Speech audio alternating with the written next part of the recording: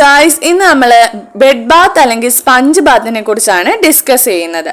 Bed Baat എന്ന് വെച്ചാൽ എന്താണ്? Bed bath is given to those patients who cannot get out of bed or those who are too sick to bath themselves.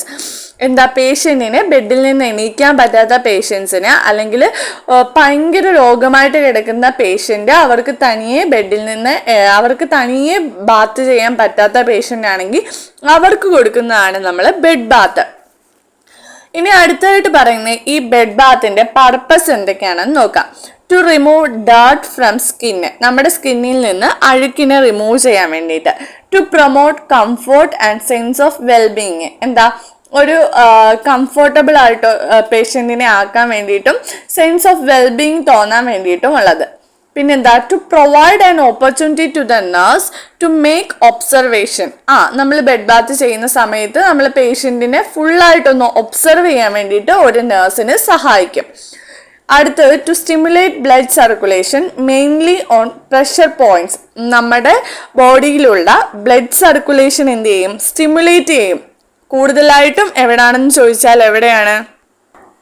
Mainly on pressure points. Pressure പോയിന്റ്സിലുള്ള blood സർക്കുലേഷനെ stimulate ചെയ്യാൻ വേണ്ടിയിട്ട് സഹായിക്കും. അതുകൊണ്ട് തന്നെ to encourage the patient to exercise, പേഷ്യൻറ്റിന് ഒരു exercise ആയിട്ടും ഇത് സഹായിക്കും. പിന്നെന്താ, to provide opportunity to the nurse to teach and describe good hygienic measures.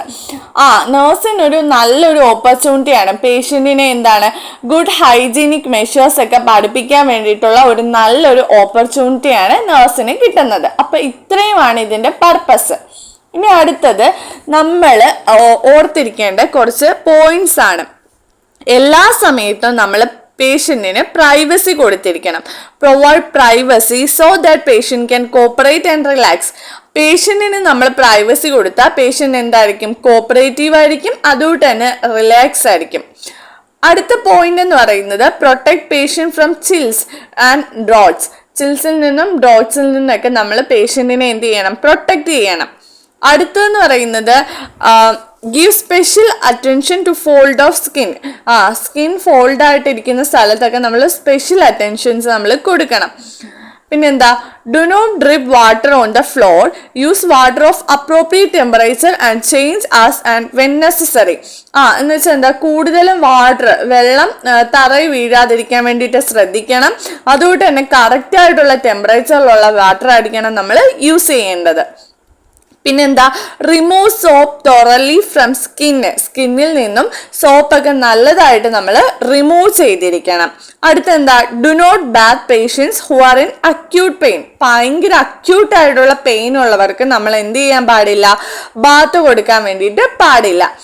Always wash the limbs first. ആദ്യമേ നമ്മൾ വാഷ് ചെയ്യേണ്ടത് ലിംസ് ആയിരിക്കണം. അപ്പൊ ഇത്രയും പോയിന്റ്സ് ആണ് നമ്മൾ റിമെമ്പർ ചെയ്യേണ്ടത് ബിഫോർ സ്പഞ്ച് ബാത്ത്. ഇത്രയും കാര്യങ്ങൾ നമ്മൾ ഓർത്തിരിക്കണമെന്നാണ് പറഞ്ഞത്. അടുത്തത് ഈ ഒരു സ്പഞ്ച് ബാത്തിന് ആവശ്യമായിട്ടുള്ള ആർട്ടിക്കിൾസിന്റെ കാര്യമാണ് പറയുന്നത്. ഒരു ബാത്ത് ട്രോളി വേണം. അതിനകത്ത് 2 ഷെൽഫാണ് ഉള്ളത്. ടോപ്പ് ഷെൽഫും ഉണ്ടായിരിക്കും, ബോട്ടം ഷെൽഫും ഉണ്ടായിരിക്കും. ആദ്യമേ നമുക്ക് ടോപ്പ് ഷെൽഫിൽ എന്തൊക്കെ വേണം? ടോപ്പ് ഷെൽഫിൽ നമുക്കൊരു ലാർജ് ബേസൺ വേണം. അതുകൊണ്ട് തന്നെ 2 ലാർജ് ജഗ്സ് വേണം. ഒന്നെന്ന് പറയുന്നത് ഹോട്ട് വാട്ടറിന് വേണ്ടിയിട്ടും രണ്ടാമത്തെന്ന് പറയുന്നത് കോൾഡ് വാട്ടറിന് വേണ്ടിയിട്ടും. പിന്നെ 2 ടവല് വേണം, 2 സ്പഞ്ച് ക്ലോത്ത് വേണം. പിന്നെന്താ, സോപ്പ് ഡിഷും സോപ്പും വേണം, പൗഡർ വേണം, സ്പിരിറ്റ് വേണം. പിന്നെന്താ, എ പെയർ ഓഫ് സിസേഴ്സ് അല്ലെങ്കിൽ നെയിൽ കട്ടർ വേണം. പിന്നെ മുടി ചീകാനുള്ള ചീപ്പ് വേണം, മൗത്ത് ഹൈജീൻ ട്രേ വേണം. അപ്പൊ ഇത്രയും കാര്യങ്ങളാണ് ടോപ്പ് ഷെൽഫിൽ ആവശ്യമായിട്ടുള്ളത്. ഇനി അടുത്തത് ബോട്ടം ഷെൽഫിൽ എന്തൊക്കെയാണ് വേണ്ടതെന്ന് നോക്കാം. A bowl of cotton soaps. നമ്മൾ ഒരു ബൗളിനകത്ത് കോട്ടൺ സോപ്സ് വേണം. A set of patients cloth. പേഷ്യൻറ്റിൻ്റെ ക്ലോത്ത് അടങ്ങിയ ഒരു സെറ്റ് വേണം. 2 ബക്കറ്റ് വേണം with lids for soiled linen and dirty water. Lids ഉള്ള 2 ബക്കറ്റ് വേണം. ഒന്ന് സോയിൽഡ് ആയിട്ടുള്ള ലിനൻ ഇടാൻ വേണ്ടിയിട്ടും രണ്ടാമത്തേത് ഡേർട്ടി വാട്ടറിന് വേണ്ടിയിട്ടും. പിന്നെന്താ, A set of clean bed linen.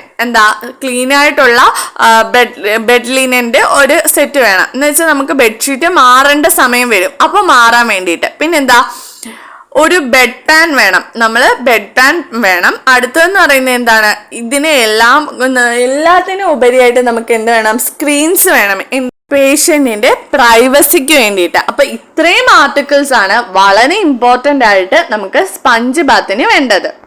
അടുത്തതായിട്ട് നമ്മൾ preparation of the patient and his unit, അതിനകത്ത് വരുന്ന എന്തൊക്കെയാണെന്ന് നോക്കാം. നമുക്കറിയാം ഏതൊരു പ്രൊസീജിയറിന് മുമ്പ് നമ്മൾ പേഷ്യന്റിനെ ഗ്രീറ്റ് ചെയ്യണം, പേഷ്യന്റിന് ആ ഒരു പ്രൊസീജിയറിന്റെ ഇമ്പോർട്ടൻസ് പറഞ്ഞു കൊടുക്കണം, പേഷ്യന്റിനും പറഞ്ഞു കൊടുക്കണം, അവരുടെ റിലേറ്റീവ്സിനും നമ്മൾ പറഞ്ഞു കൊടുക്കണം.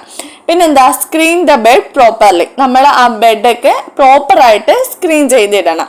അത് കഴിഞ്ഞിട്ട് എന്താ, bring the bath trolley to the patient's bed side, നമ്മൾ ട്രോളിയൊക്കെ റെഡിയാക്കി വെച്ചിട്ടുണ്ട്, ആ ഒരു ട്രോളി നമ്മൾ പേഷ്യന്റിന്റെ ബെഡ് സൈഡിലേക്ക് കൊണ്ടുവരണം. ഇതാണ് preparation of patient and his unit. Procedure എങ്ങനെയാ ചെയ്യേണ്ടതെന്ന് നോക്കാം. നമ്മൾ പേഷ്യന്റിന്റെ അടുത്ത് സംസാരിക്കണം. നമ്മൾ ആ പ്രൊസീജിയർ തുടങ്ങുന്നതിന് മുമ്പ് എല്ലാ കാര്യങ്ങളും പറഞ്ഞ് മനസ്സിലാക്കണം. പേഷ്യന്റിന് ബെഡ് പാൻ ആവശ്യമുണ്ടെങ്കിൽ ബെഡ് പാൻ നമുക്ക് പ്രൊവൈഡ് ചെയ്യാം. അത് കഴിഞ്ഞിട്ട് നമുക്ക് പേഷ്യന്റിനെ ഒരു കംഫർട്ടബിൾ ആയിട്ടുള്ള ഒരു പൊസിഷനിൽ നമുക്ക് കിടത്താം. അത് കഴിഞ്ഞിട്ട് നമ്മുടെ ഹാൻഡ്സ് കൈ കഴുകാം. അത് കഴിഞ്ഞിട്ട് നമുക്ക് എന്ത് ചെയ്യാം, പേഷ്യന്റിന്റെ മൗത്ത് ക്ലീൻ ചെയ്യാം. അതിന് പ്രൊസീജിയർ ഉണ്ട്, അത് ഞാൻ മൗത്ത് കെയർ വീഡിയോയിൽ പറയാം. അടുത്തത് നമുക്ക് എന്താണ്, പേഷ്യന്റിന്റെ ടോപ്പ് ബെഡ് ക്ലോത്ത്, അതുകൊണ്ട് തന്നെ തുണികൾ, പേഷ്യന്റിന്റെ തലങ്ങിണിയോറ, പേഷ്യന്റ് എന്തെങ്കിലും അക്സസറീസ് ഇട്ടിട്ടുണ്ടെങ്കിൽ അതെല്ലാം നമ്മൾ അഴിച്ച് മാറ്റിയിട്ട് അത് നീറ്റായിട്ട് മടക്കി നമ്മൾ അതിൻ്റെ അടുത്തുള്ള ചെയറിനകത്തേക്ക് നമുക്ക് വെക്കാവുന്നതാണ്. അത് കഴിഞ്ഞിട്ട് എന്ത് ചെയ്യാം, ജനൽ എന്തെങ്കിലും തുറന്ന് കിടപ്പുണ്ടെങ്കിൽ നമുക്ക് ജനലൊക്കെ അടയ്ക്കാം. അത് കഴിഞ്ഞിട്ട് നമ്മൾ ടോപ്പ് ഷീറ്റ് ഉപയോഗിച്ചുകൊണ്ട് നമ്മുടെ പേഷ്യന്റിന്റെ ചെസ്റ്റ് വരെ നമുക്ക് ആ പേഷ്യന്റിനെ നമുക്ക് കവർ ചെയ്യാം. എന്നിട്ട് പേഷ്യന്റിന്റെ ക്ലോത്ത്സ് നമുക്ക് റിമൂവ് ചെയ്യാം. നമ്മൾ ടോപ്പ് ഷീറ്റ് ഇട്ട് കൊടുത്താൽ മതി. എന്നിട്ട് പേഷ്യന്റിന്റെ ക്ലോത്ത് നമുക്ക് റിമൂവ് ചെയ്യാം. അത് കഴിഞ്ഞിട്ട് എന്താണ്, spread the bath towel over the patient chest, പേഷ്യന്റിന്റെ ചെസ്റ്റ് വരെ നമുക്ക് എന്ത് ചെയ്യാം, ബാത്ത് ടവൽ സ്പ്രെഡ് ചെയ്യാം. മനസ്സിലായല്ലോ, ഇത്രയും കാര്യങ്ങൾ മനസ്സിലായല്ലോ. പിന്നെ നമ്മൾ ഒരു ബേസിൻ എടുത്ത് അതിനകത്ത് 2/3 ഓഫ് വാട്ടർ നിറച്ചിട്ട് നമുക്ക് ആ വാട്ടറിന്റെ ടെമ്പറേച്ചർ നമ്മുടെ കൈ കൊണ്ടൊന്ന് ചെക്ക് ചെയ്ത് നോക്കാം. എപ്പോഴും ബാത്ത് വാട്ടറിന്റെ ടെമ്പറേച്ചർ എന്ന് പറയുന്നത് 100 ഡിഗ്രി ഫാരൻഹീറ്റ് ആയിരിക്കും. ഇനി നമുക്ക് കണ്ണ് വൃത്തിയാക്കുന്നത് അൺകോൺഷ്യസ് പേഷ്യൻ്റ് ആണെങ്കിൽ നമുക്കൊരു വെറ്റ് കോട്ടൺ സോപ്സ് കൊണ്ട് നമുക്ക് കണ്ണ് വൃത്തിയാക്കാം. ഇനി അല്ലെങ്കിൽ നമുക്ക് എന്ത് ചെയ്യാം, സ്പഞ്ച് ക്ലോത്ത് വെച്ച് തന്നെ നമുക്ക് ക്ലീൻ ചെയ്യാവുന്നതാണ്.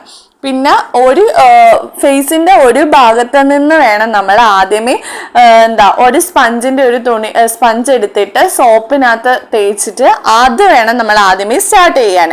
സ്റ്റാർട്ട് ചെയ്യുമ്പം നമ്മുടെ ഫേസിന്റെ വൺ സൈഡിൽ നിന്ന് തുടങ്ങിയിട്ട് starting from the nose towards the ear, എന്ന് വെച്ചാൽ എന്താ, മൂക്കിൽ നിന്ന് പിന്നെ ചെവിയിലേക്ക്, ആ ഒരു രീതി വേണം നമ്മൾ ആദ്യമേ സോപ്പിട്ട സ്പഞ്ച് നമ്മൾ കൊണ്ടുപോവാൻ. അത് കഴിഞ്ഞിട്ട് നമ്മൾ എന്ത് ചെയ്യണം, wash the soap off with a wet cloth, ഒരു നനഞ്ഞ തുണി വെച്ചിട്ട് നമ്മൾ എന്ത് ചെയ്യണം, ആ ഒരു നമ്മൾ സോപ്പ് പതയില്ലേ അത് നമ്മൾ ക്ലീൻ ചെയ്യണം. മനസ്സിലായല്ലോ. അത് കഴിഞ്ഞിട്ട് നമുക്ക് ക്ലീൻ ആയിട്ടുള്ള ഒരു ടവൽ എടുത്തിട്ട് നമുക്ക് ആ ഒരു ഭാഗം ഡ്രൈ ചെയ്യാവുന്നതാണ്. അപ്പൊ ആദ്യമേ നമ്മൾ സോപ്പ് തേക്കണം. സോപ്പ് തേക്കുമ്പോൾ ശ്രദ്ധിക്കേണ്ടത് എന്താ, ഫേസിന്റെ ഒരു സൈഡിൽ നിന്ന് തുടങ്ങിയിട്ട് നോസിൽ നിന്ന് ഇയറിലേക്ക് ആ ഒരു രീതിയിലായിരിക്കണം.